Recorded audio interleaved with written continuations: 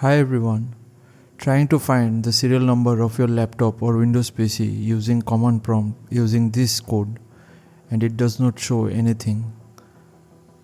Even going to system information, you won't able to find the system model number. It shows empty. Even going to DXDIAG, you won't be able to find the system information. So this is happening in the most recent version of Windows 11 24h2 edition. So in such a scenario, let's see how you can find the serial number of your Windows PC. Simply open your browser and search for CPU-Z. Go to the web page. Click on zip and download the file.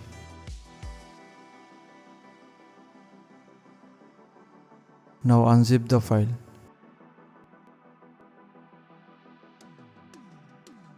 From here, run the 32 or 64-bit file as per your system architecture.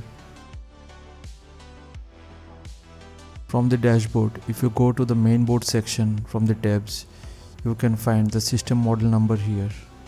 You can find many other important information about your motherboard also. So thanks for watching. Please feel free to subscribe and support the channel if you found the content helpful. Thank you.